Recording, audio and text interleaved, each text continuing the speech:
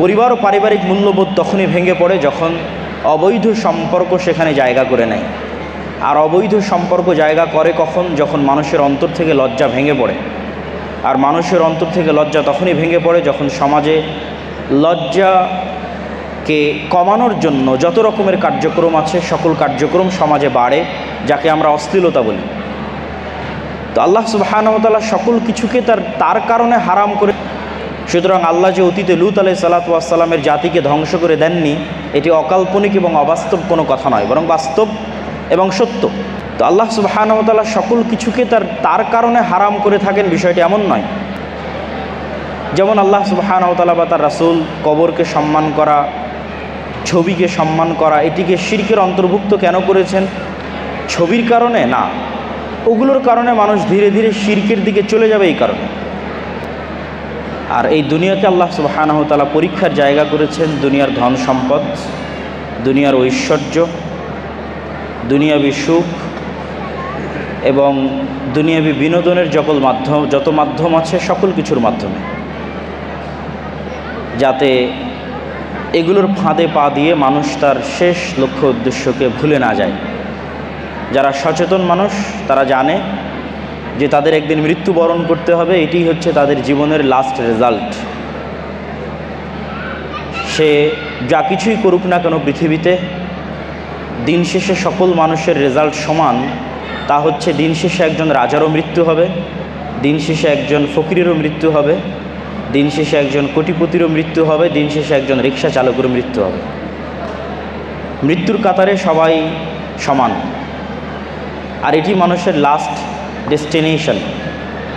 মানুষ যেন এই মৃত্যুকে ভুলে যায়, এই জন্য পৃথিবীতে অসংখ্য আরামায়েশ এবং বিনোদনের মাধ্যম শয়তান তৈরি করবে মানুষকে তার মৃত্যু থেকে গাফেল রাখার জন্য।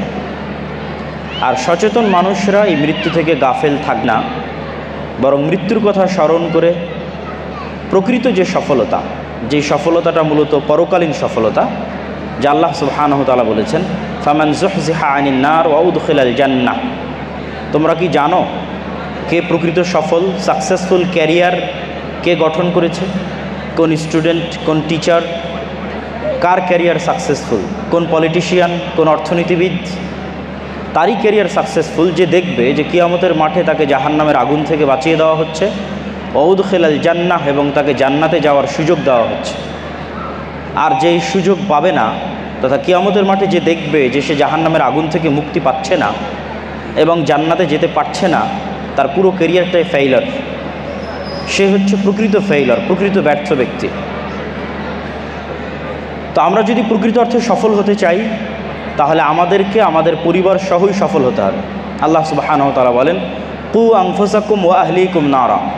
তোমরা শুধু নিজেরা জাহান্নামের আগুন থেকে বাঁচবে না, তোমরা তোমাদের পরিবার সহ জাহান্নামের আগুন থেকে বাঁচো এবং বাঁচার চেষ্টা করো।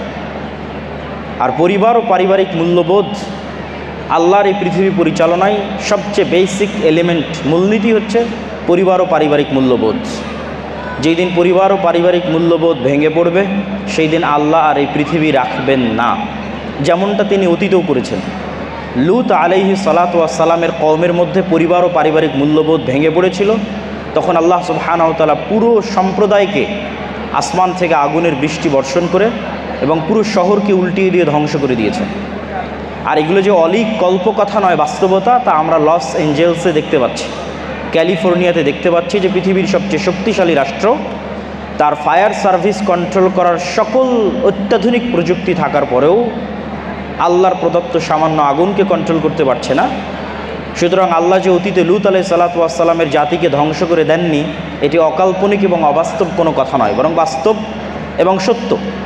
কেন ধ্বংস করেছিলেন? পরিবার ও পারিবারিক মূল্যবোধ ভেঙে পড়েছিল এই জন্য। পরিবার ও পারিবারিক মূল্যবোধ তখনই ভেঙে পড়ে যখন অবৈধ সম্পর্ক সেখানে জায়গা করে নেয়। আর অবৈধ সম্পর্ক জায়গা করে কখন? যখন মানুষের অন্তর থেকে লজ্জা ভেঙে পড়ে।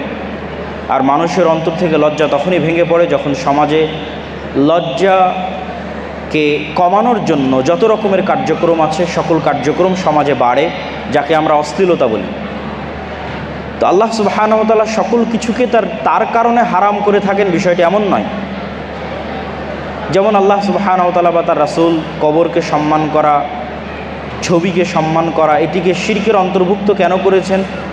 ছবির কারণে না, ওগুলোর কারণে মানুষ ধীরে ধীরে শিরকের দিকে চলে যাবে এই কারণে।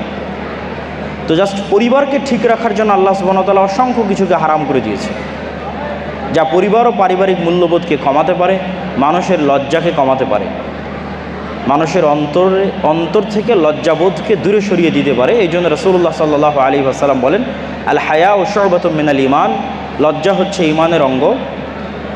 লিমান লা হায়া আলাহু লা ঈমান আলাহু, যার লজ্জাবোধ নাই তার আসলে ঈমান নাই। এবং রাসূলুল্লাহ সাল্লাল্লাহু আলাইহি ওয়াসাল্লাম আরও বলেন, যার অন্তরে লজ্জাবোধ নাই তার জন্য শয়তানের দরজা উন্মুক্ত, সে সব কিছুই করতে পারে, যা ইচ্ছা তাই করতে পারে। তো পৃথিবীতে আবারও একদিন পরিবার ও পারিবারিক মূল্যবোধ ভেঙে পড়বে, যেদিন পৃথিবীর মানুষের অন্তর থেকে লজ্জা উঠতে উঠতে উঠতে উঠতে মানুষ নিজেকে পশুর কাতারে নামিয়ে নিয়ে আসবে। অন্য চতুষ্পদ জন্তুর মতো সেও লজ্জাবিহীনভাবে সমাজে চলাফেরা করবে। তখন আল্লাহ সুবহানাহু ওয়া তাআলা এই পৃথিবীকে ফাইনালি, আলটিমেটলি পুরো পৃথিবীকে ধ্বংস করে দিবেন, যাকে আমরা নাম দিয়েছি কিয়ামত। কিয়ামত ততদিন সংঘটিত হবে না যতদিন মানুষের অন্তরে লজ্জাবোধ আছে, যতদিন পরিবার আছে, পারিবারিক মূল্যবোধ আছে, ততদিন কিয়ামত সংঘটিত হবে না।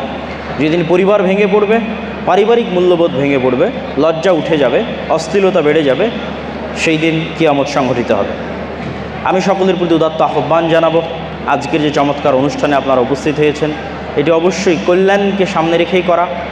যে এত বিশাল প্রতিষ্ঠানে কর্মরত স্টাফদের মধ্যে আন্তরিকতা, ভ্রাতৃত্ববোধ, সৌহার্দ্যপূর্ণ আচরণ বাড়ানোর জন্য তাদের ফ্যামিলির যে গ্যাদারিং, এই গ্যাদারিংটি যেন কল্যাণের লক্ষ্যেই ব্যবহৃত হয়। আর এই অনুষ্ঠানের শুরু যেহেতু আল্লাহ সুবহানাহু ওয়া তাআলার পবিত্র কালামে পাকের মাধ্যমে হয়েছে, সেহেতু আমরা উদাত্ত আহ্বান জানাবো যেন আমরা এই অনুষ্ঠানের পবিত্রতা, এই অনুষ্ঠানের শালীনতা রক্ষা করতে পারি।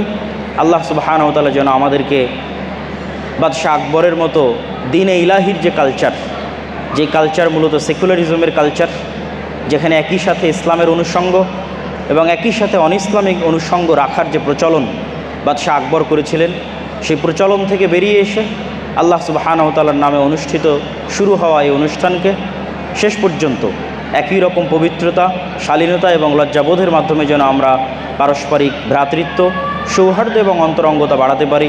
আল্লাহ সুবহানাহু ওয়া তাআলা আমাদেরকে, ড্যাফোডিল কর্তৃপক্ষকে, উক্ত অনুষ্ঠানের আয়োজককে সেই তৌফিক দান করুক। আল্লাহুম্মা আমিন। ওয়া আখিরু দাওয়ানা আনিল হামদুলিল্লাহি রাব্বিল আলামিন। আসসালামু আলাইকুম ওয়া রাহমাতুল্লাহি ওয়া বারাকাতুহু।